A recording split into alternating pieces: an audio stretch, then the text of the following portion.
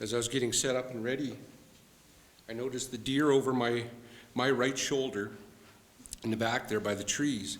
And I was thinking about all the deer that I used to see in my ministry in Saskatchewan as I traveled from place to church. And, all I could think was, this is my Father's world. And, but I thought we'd try something a little bit, well, that seems works better. Sweet by and by. Does everyone know that? All right.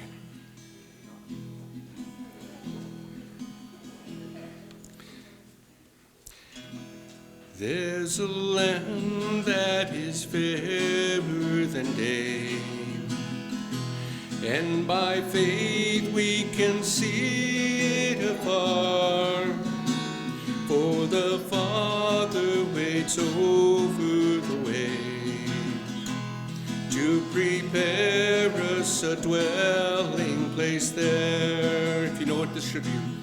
In the sweet by and by, we shall meet on that beautiful shore. In the sweet by and by, we shall meet on that beautiful shore. We shall sing on that beautiful shore the melodious songs of the blessed, and our spirit shall sorrow no more. Not a sigh for the blessing of rest. Here's your part. In the sweet by and by, we shall meet on that beautiful shore. In the sweet by and by, we shall meet on that beautiful shore. To our bountiful Father above, we will offer our tribute of praise for the glorious gift of His love and the blessings that hallow our days. Here's your part again. In the sweet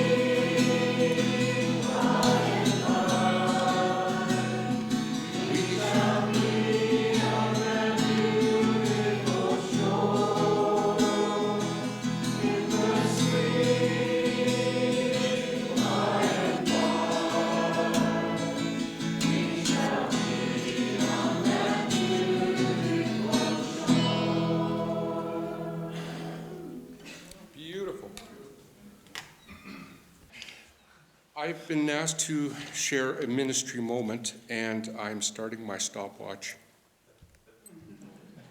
And now,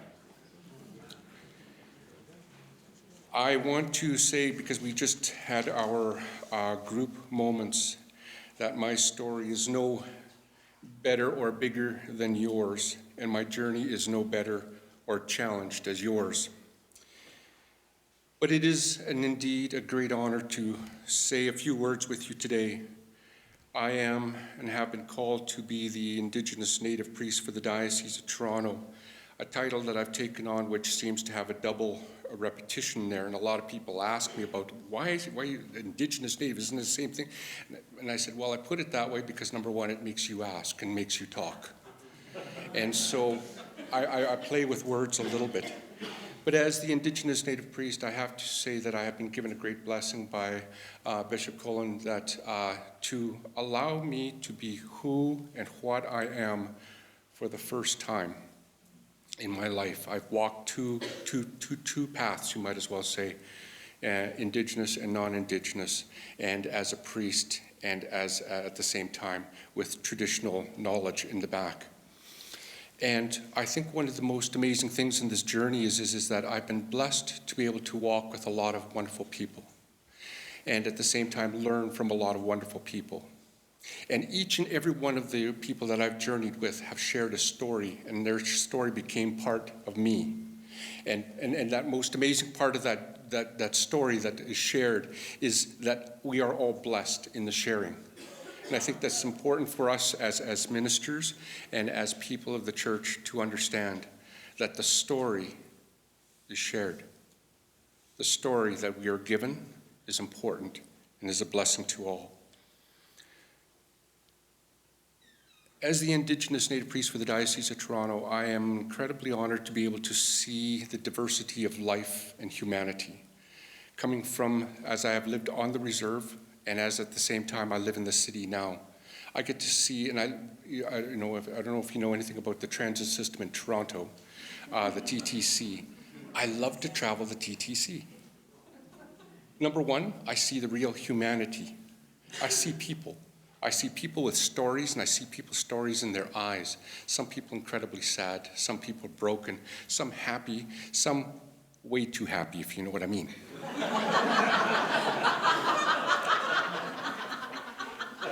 And in all the journey, some people have been there, right?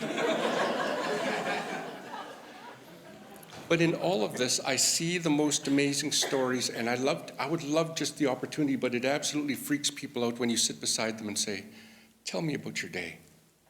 Tell me how you're doing. And then I try to explain at the same time, it's all right, don't freak out, I'm a priest.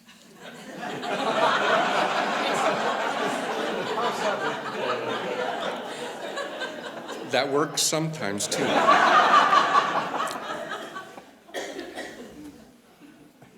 But the challenge is to hear the stories of absolutely everybody.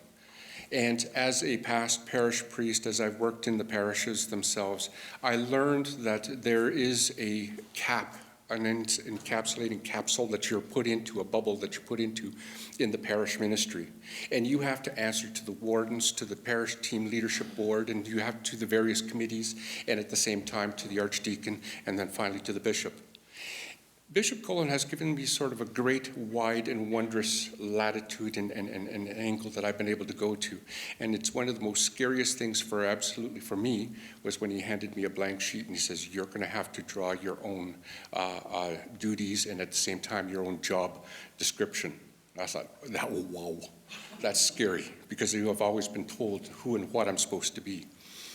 As I've discovered, as I walk down on the streets and be with the people and everything else like that, you have to put on a different uniform. And that is one with my hair. For the first time when I was a little kid, I got my first haircut, I think it was when I was about 10, and I had braids down to here. And it was traumatic for me when I had my hair cut, and it was right to a brush cut. And everyone loves the brush cuts in those days, right? And it was traumatic for me. And so all my life, I've never been able to grow my hair. And then so when we moved from Thunder Bay, my last parish ministry, into Toronto, into the Diocese of Toronto, my wife conveniently lost her hair cutting scissors and shears. And she's the only one that has cut my hair for the last 38 to 39 years of our marriage. And so she said, well, just let your hair grow. And so it's been growing for a year, and this is how long it's gotten. But it's also become part of my uniform. Because now when I walk down on the streets and everything else like that, I look like everybody. And they're not afraid to approach me, but at the same time, still walking the two paths, I see the difference between both the traditional peoples who use the word, and they challenge me with the words of appropriation, co-opting our traditionalism of rights and everything else, to the other side of the Christian, and where they throw the isms at me. Parallelism, syncretism, animism, pantheism, all the other intellectual words. And they throw that at me, and so I'm being embattled from both sides and from both trails. And the challenge is to try to reach out to both sides and to welcome them onto the bridge of peace. So that's the new mandate, or if you will, the motto that I've embraced, and which basically says that I stand on the bridge of peace, welcoming both sides from both sides, both traditional and at the same time Christian. Not that, it's interchangeable on this side, but, both. And trying to be of who we are. And especially in the city of Toronto, I meet with people who have never been on a reserve. These are indigenous people who have never lived on a reserve and who are trying to find their identities. They're trying to find also their spirituality. And that means sometimes being able to find a new way to speak to them and identify and relate with them. To do this has brought me into this wondrous world of walking in two worlds and at the same time trying to bridge both sides to bring peace. I find as I do my talks and discussions in the churches, I find very many questions about exactly who the indigenous people are. And Bishop Cullen has sent out a request that all churches start to embrace this new thought of the 94 call to action and see what it can mean for their parish. And so some people have taken it on. They've taken it on very seriously.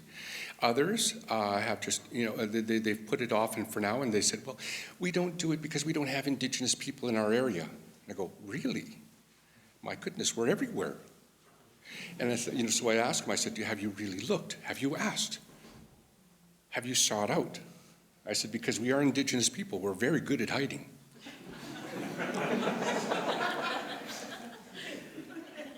I try to ease things too with humor.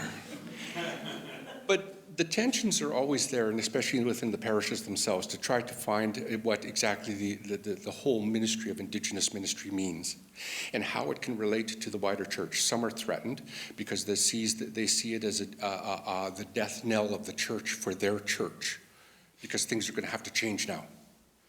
And others have been very forth and outright with me, and they said, well, as indigenous peoples, why don't you just get on with it? We've been talking about it. We've been in regret and apologies and sorrowful for too many years.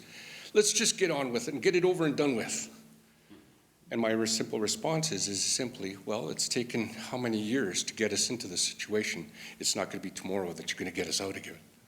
So we have to walk the journey together.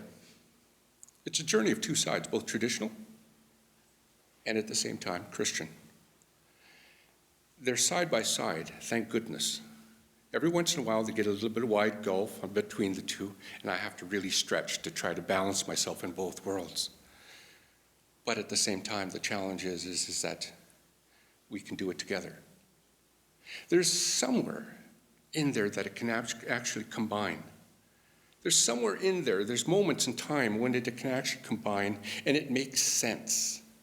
It makes balance. It speaks to both worlds, to the people that are in the urban situation, especially in urban settings, and trying to find their indianness in all of this. Because they've lost who they are. They have no language. They have no, other than that, they have, brown skin and dark hair.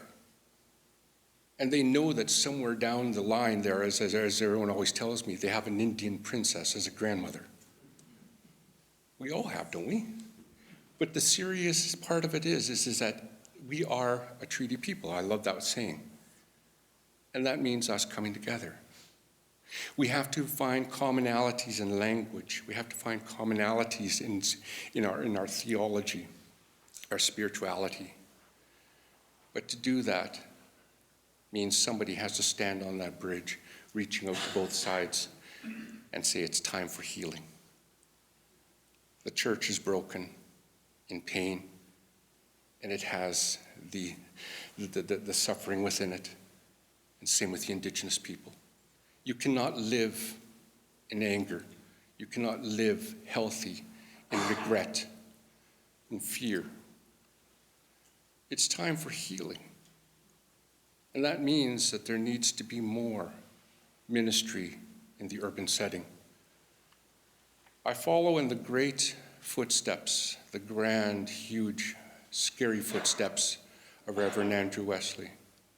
That's why I have great respect for Esther, because I know what she's gone through with my brother, Andrew, and how he has blazed the trail for me. And now the challenge that I take is I take that very same ministry and I take it out to both sides. I have been yelled at, I have been sworn at, I have been challenged and threatened from both sides. I can honestly say about 7 months ago, and this is my funny story, that I was street blessed. I was street baptized on the streets of Toronto, which means I was spat on. And as I'm going, yeah, okay, there we go. Now we got that out of the way.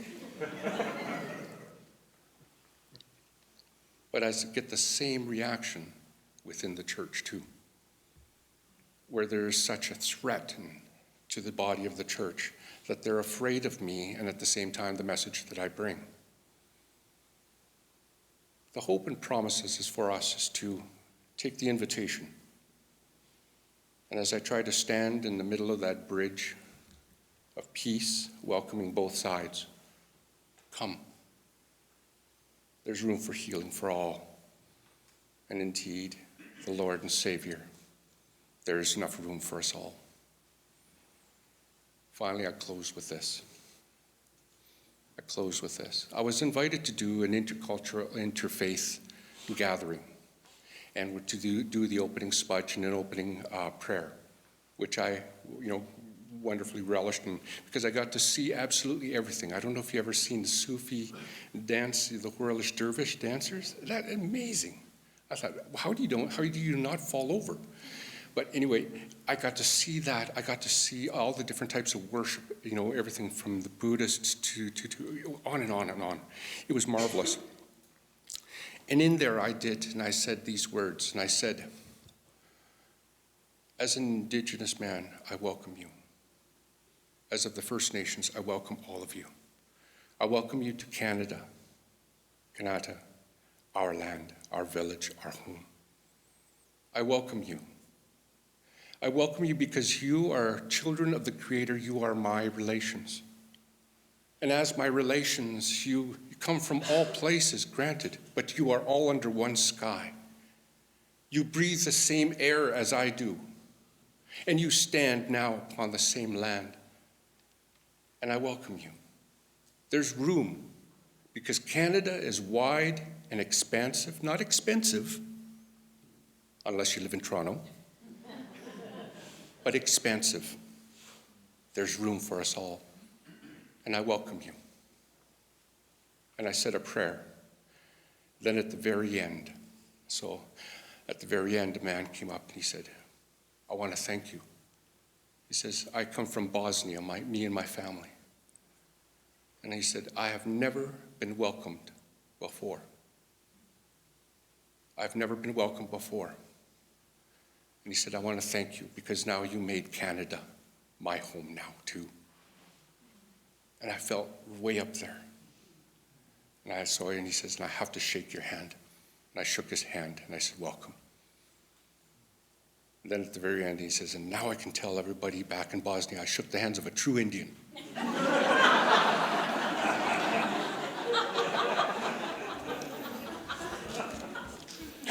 There's great highs and lows, there truly is. But I welcome all of you for your journey and your story. I honor you, and hopefully you will honor me, and at the same time, share your story with me. Because it's in the sharing that we grow and that we are blessed. Hi. Chimigwech. Amen.